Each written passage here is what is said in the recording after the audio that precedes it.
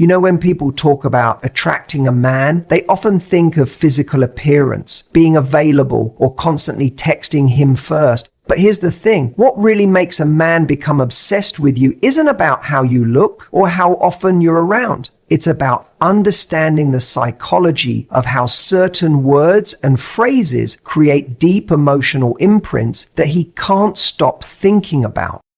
Think about it. Words have the power to change how we feel in an instant. The right phrase at the right moment can create a connection so profound that it stays with someone long after you've stopped talking.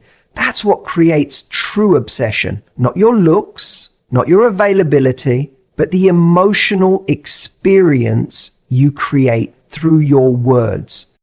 A woman who creates obsession isn't one who's always complimenting or chasing. She's someone who speaks with intention and meaning, making her words rare but powerful. She understands that what we say carries weight, especially when it comes from a place of authenticity rather than manipulation.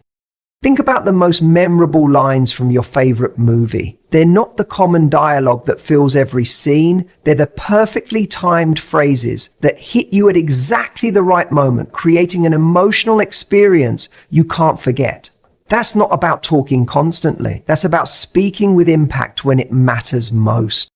When a man hears these specific phrases from you, something shifts in how he sees you.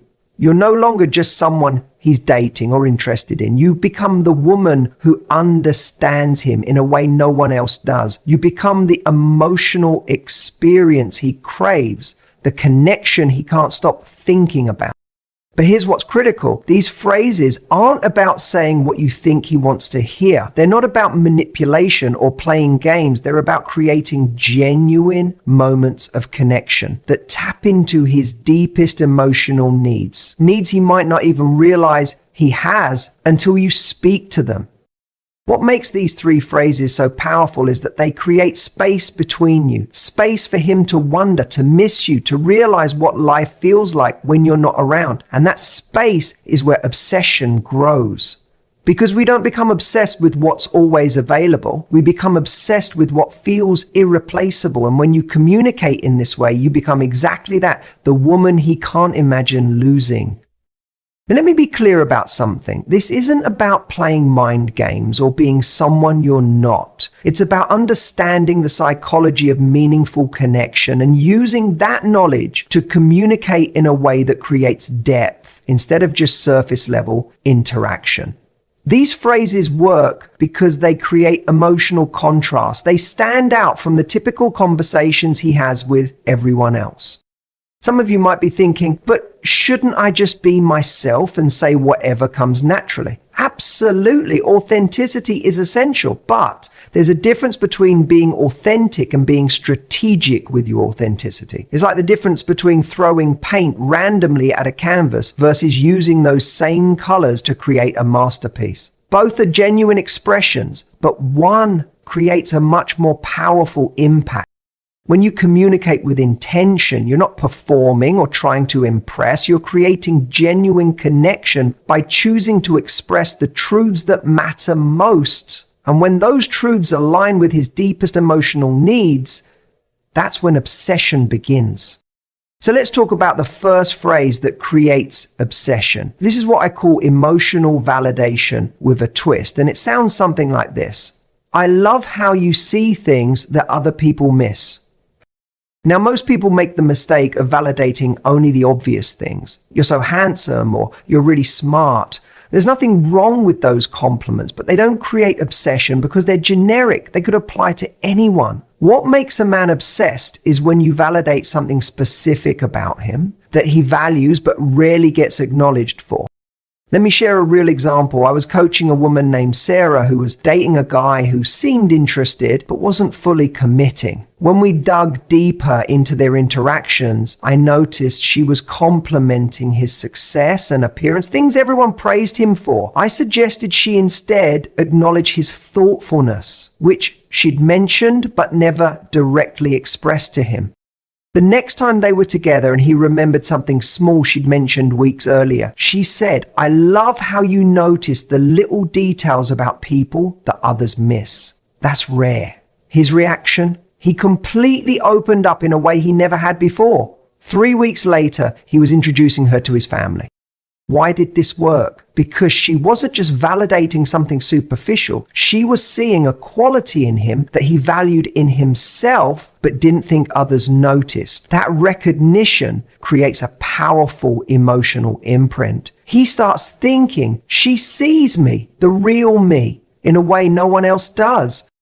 And that's exactly what this first phrase does. It creates a moment where he feels truly seen, not for the mask he wears for everyone else, but for something deeper, something that matters to him. That kind of validation doesn't feel like neediness on your part. It feels like emotional intelligence. It feels like connection. The second phrase that creates obsession is what I call the space creator. And it might surprise you because it's not about what you say when you're with him, it's about what you say when you're leaving. This phrase is, I have to go, but I've really enjoyed this conversation. Now, I know what some of you are thinking. That's too simple. How could that possibly make someone obsessed?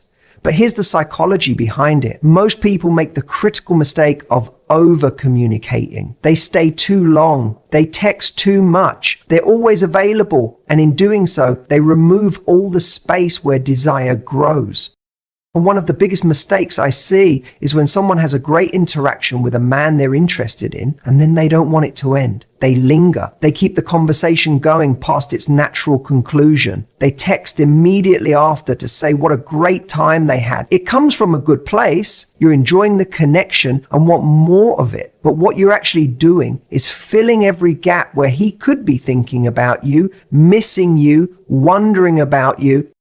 This second phrase is powerful because it does something counterintuitive. It ends a positive interaction while it's still positive. It creates a slight sense of scarcity that makes him value the time you spend together even more. I worked with a client named Jessica who was always the last to leave conversations with the guy she was dating. She'd wait for him to wrap things up, which often led to interactions that dragged on until they fizzled out. I challenged her to be the first to end their next date, even if she was having a wonderful time. She called me the next day, amazed. He texted me an hour after I left saying he couldn't stop thinking about our conversation and wanted to see me again soon. This had never happened before. By creating space, she created desire. But, and this is crucial, this isn't about playing games or pretending to be busy when you're not. That kind of manipulation is transparent and ultimately backfires. This is about genuinely having a full life that doesn't revolve around him. It's about being present and engaged when you're together, but also comfortable with endings and separations because you know your worth doesn't depend on constant contact. When you use this phrase, deliver it warmly with genuine appreciation for the time you spent together. Look him in the eyes, smile, and say it like you mean it because you should. This creates a magnetic pull that makes him lean in rather than take you for granted.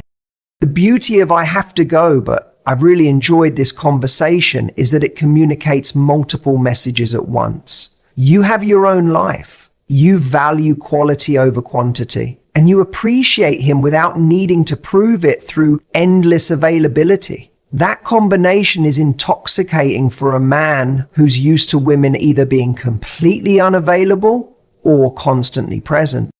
Now let's talk about the third phrase, the most powerful one of all. This is what I call deep recognition. And it sounds something like this. I feel safe with you in a way I rarely do with anyone.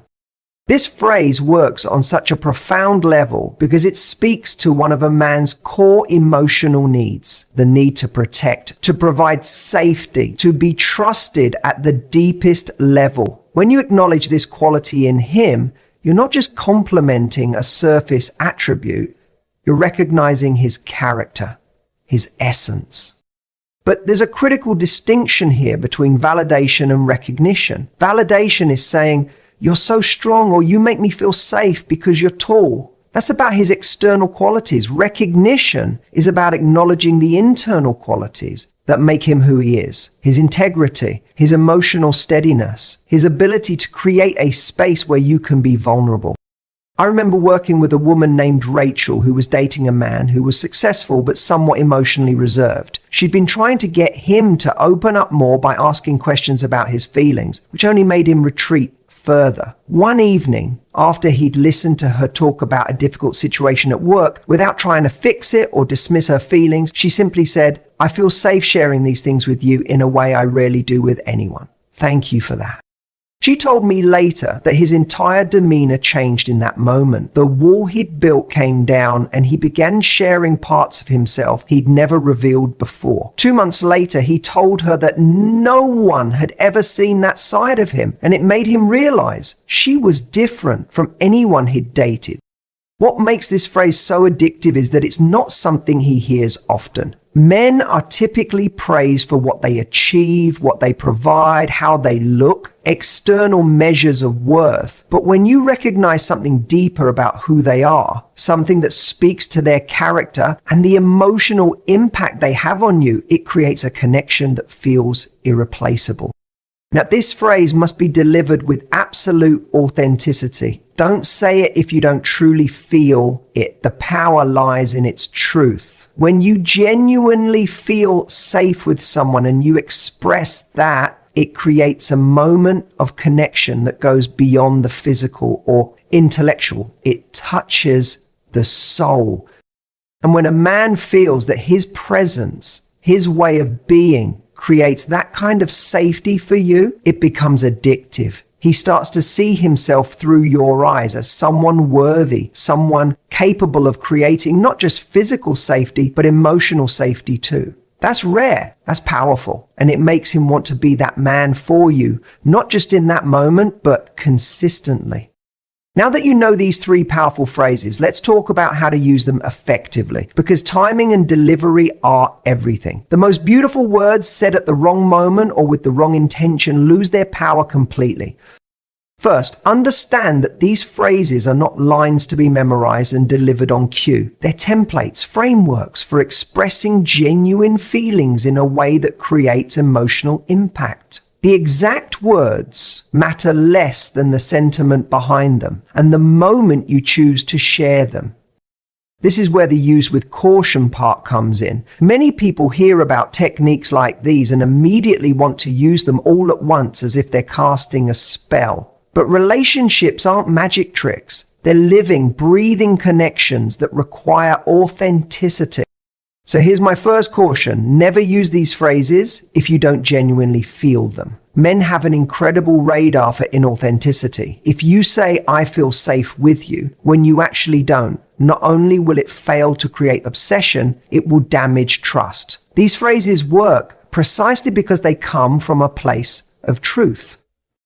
Second, understand the power of scarcity. If you use these phrases constantly, they lose their impact. Think about it. If someone compliments you on the same thing every single day, eventually it starts to feel automatic, even if they mean it. But if someone who rarely gives compliments suddenly recognizes something meaningful about you, it stays with you for days, even weeks.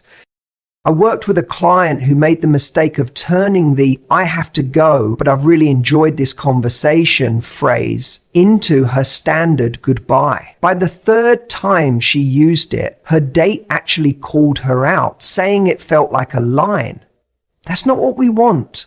These phrases should feel spontaneous, genuine, and rare.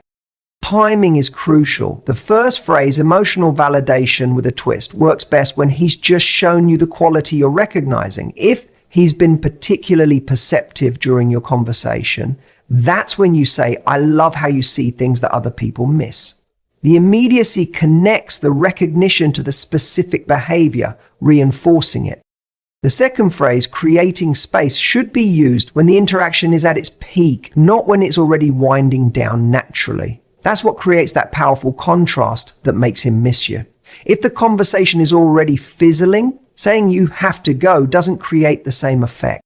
As for the third phrase about feeling safe, this should be reserved for a moment of genuine vulnerability. Perhaps after he's really listened to you or created space for you to be yourself without judgment. It should come as a natural response to feeling that safety, not as a calculated move to make him feel good. There's something else I want you to understand about these phrases. They're not just about making him obsessed with you. They're about creating the kind of connection where obsession happens naturally. Because true obsession isn't about manipulation or mind games. It's about creating such a profound emotional experience that he can't imagine his life without it. Think about the relationships in your life that have meant the most to you. They weren't the ones where everything was perfect all the time. They were the ones where you felt truly seen, where you knew you could be your authentic self, where the connection had depth beyond the surface. That's what these phrases help create. Not just obsession, but meaningful connection. And that's why I want to emphasize something important. These phrases are powerful tools, but they're not substitutes for genuine compatibility. If you're using them with someone who doesn't share your values, who doesn't treat you with respect, who isn't emotionally available, no phrase in the world will create a healthy obsession. It might create temporary interest, but not the lasting connection you deserve. Use these phrases with someone who's already showing up, who's already interested, who's already demonstrating the qualities of a good partner. That's when they become truly transformative, when they strengthen what's already there rather than trying to create something from nothing. And remember that while these phrases create emotional impact, what sustains obsession over time is consistency. It's not just about what you say in key moments, it's about who you are every day. It's about maintaining your standards, continuing to live a life that fulfills you, and showing up authentically in the relationship. A man doesn't stay obsessed with words alone. He stays obsessed with the woman behind those words. A woman who values herself, who knows what she brings to the table, who can express genuine appreciation without losing her sense of self. That's the balance that creates not just temporary fascination, but lasting devotion. So yes, these three phrases can create powerful moments of connection that make him think about you constantly. They can shift how he sees you from someone he's dating to someone he can't imagine losing. They can tap into his emotional needs in a way that generic conversation never will. But their true power comes from the authenticity behind them. When you speak these words and truly mean them, when they come from a place of genuine connection rather than strategic calculation, that's when they become transformative. The woman who creates obsession isn't trying to cast a spell with her words. She's simply expressing her truth in a way that creates meaning. She's recognizing what's special, creating healthy space, and acknowledging the emotional safety that forms the foundation of any lasting relationship.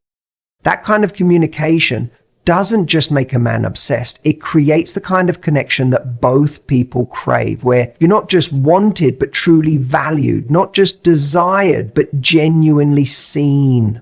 And that's not just addiction, that's love in its highest form.